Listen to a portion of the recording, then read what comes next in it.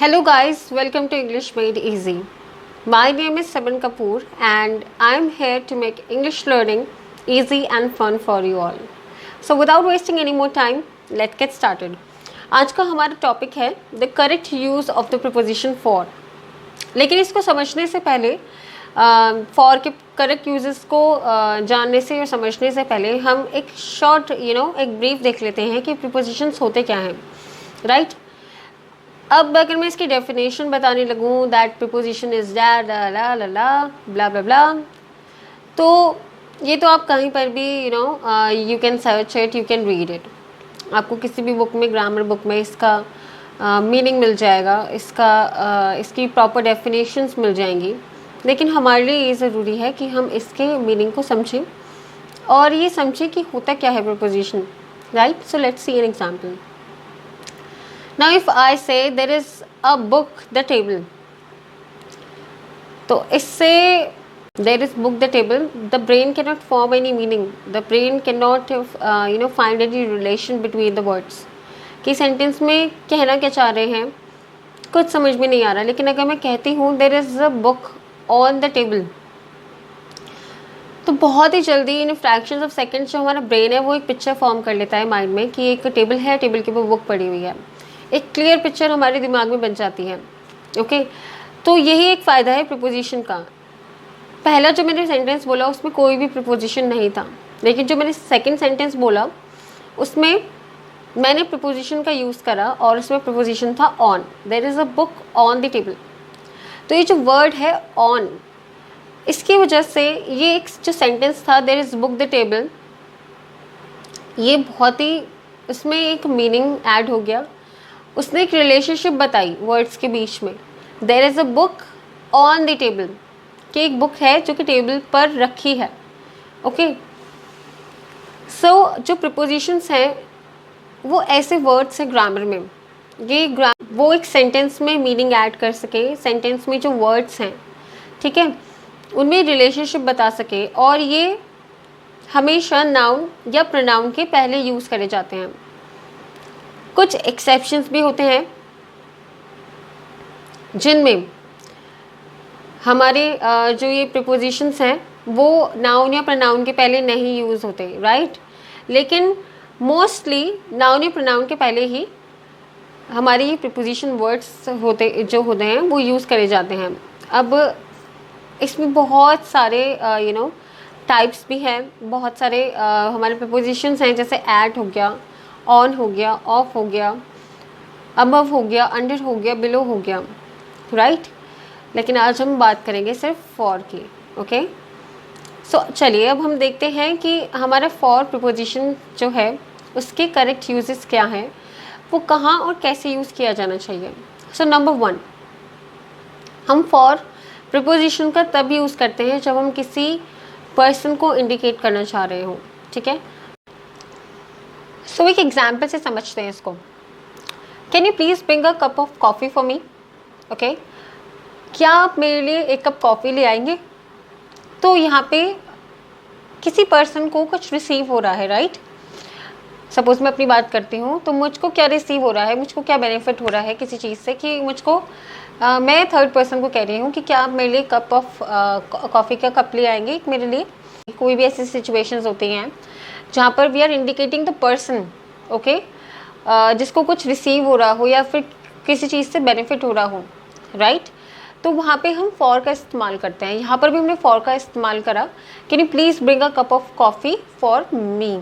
तो जी यहाँ पे मी है, दैट्स अ प्रोनाउन, और हम उससे पहले प्रीपोजिशन का यूज़ कर रहे हैं. ओके, फॉर प्रीपोजिशन का यूज़ कर रहे हैं.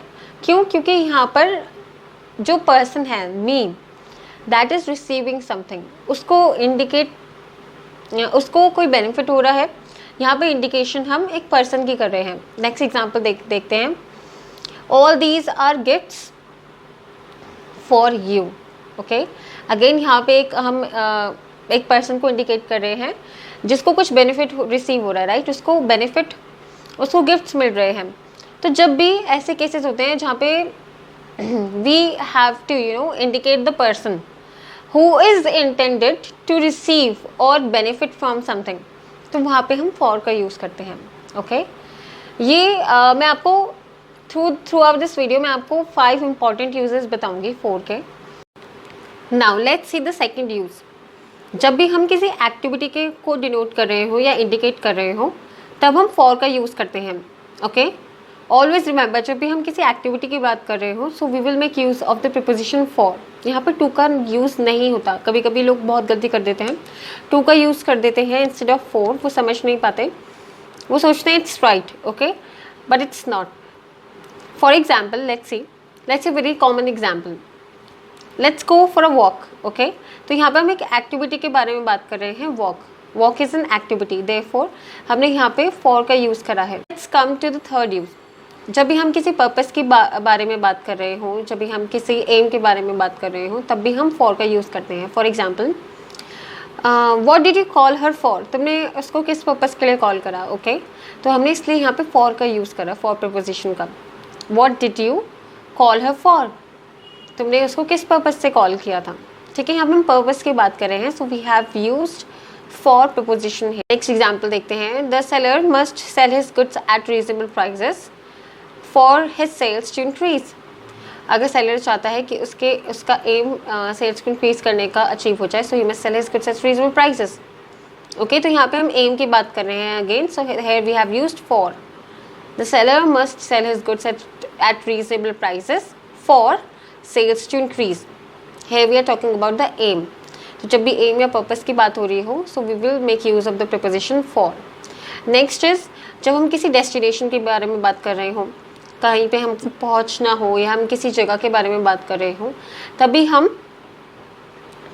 फॉर का यूज़ करते हैं. Okay suppose is this train bound for Chennai. ठीक है तब हमने यहाँ पे फॉर का यूज़ करा because we are talking about any a specific destination. Let's come to the next use.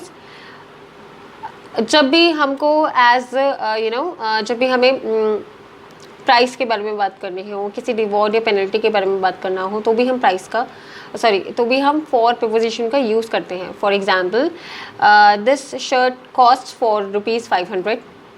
Okay are these eggs sold for ₹22 or ₹20 or ₹30. Okay so whenever we are referring to the price or reward or penalty, so we will make use of for preposition, right? Next जब भी हम किसी को हम कहें कि as a replacement, जब हम किसी चीज़ की बात कर रहे हो, फॉर एग्जाम्पल से समझते हैं. Don't translate word for word. Okay word for, कभी कभी लोग बहुत गलत बोल जाते हैं, सेंटेंस को बोलते हैं don't translate word to word, but ये रॉन्ग है. Don't translate word for word मतलब हर एक वर्ड को तुम ट्रांसलेट मत करो. ओके उसको रिप्लेस, हर एक वर्ड का रिप्लेसमेंट मत समझाओ क्या है. तो जब हम किसी चीज़ को एक्सचेंज कर रहे होते हैं, जब हम किसी चीज़ को रिप्लेस कर रहे होते हैं, तब हम फॉर का यूज़ करते हैं, right. For example she exchanged her dress for a new one. Okay तो उसने अपनी ड्रेस चेंज करके एक नई ली. तो यहाँ पे हमारा रिप्लेसमेंट हो रहा है, यहाँ पे हमारा एक्सचेंज हो रहा है, तो हमने यहाँ पे फॉर का यूज़ करा. She exchanged her dress for a new one. जैसे अगर आपको समझ में ना आए तो आप फॉर की जगह इन प्लेस ऑफ लगा के इसको समझें. She exchange her dress in place of new one. But हम इन प्लेस ऑफ नहीं बोलेंगे. तो अगर हमें प्रीपोजिशन का यूज़ करना है अगर हमें ढंग से इंग्लिश बोलनी है तो use for here. She exchange her dress for a new one.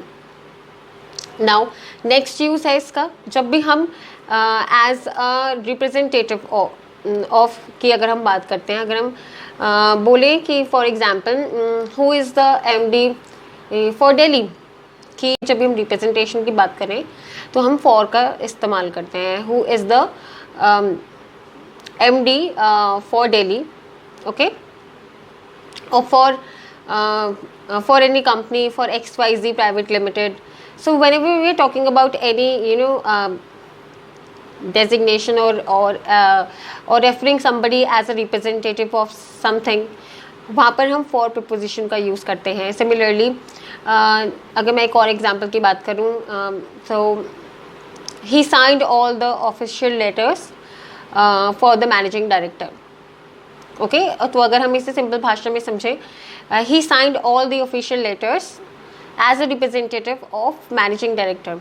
तो जब वो वहाँ पे उसने उसके रिप्रेजेंटेटिव होकर उसने वो सारे लेटर्स को साइन कर दिया, तो यहाँ पे रिप्रेजेंटेशन की बात हो रही है, इसलिए हमने फॉर का यूज़ करा। तो यहाँ पे जो फॉर वर्ड है वो रिप्रेजेंटेशन को किसी को रिप्रेजेंट करना डिनोट करता है। सो ये सारे यूजेस थे फोर के, जो आप ध्यान रखें, और इनको ध्यान रखते ही आप फोर को अपने सेंटेंसेस में, अपने स्पोकन इंग्लिश में यूज़ करें। इससे आप एक बेहतर स्पीकर बनेंगे और people will perceive you as intellectual. And इनको ध्यान रखें, इनको बार बार रिपीट करें ताकि आपके माइंड में फिट हो जाए। ओके, और बहुत बहुत ध्यान से, बहुत केयरफुली अपने सेंटेंसेस को, प्रपोजिशंस को सेंटेंसेस में यूज़ करें, right. So that's all for today's video. I hope आपको प्रपोजिशन फॉर के यूजेस समझ में आए हों, कहाँ कब और कैसे यूज़ करना चाहिए। If you love the video, please like it, please share it with your friends, with your family members. Subscribe my channel and please do come back again, so that it motivates me to come up with more information and knowledge for you.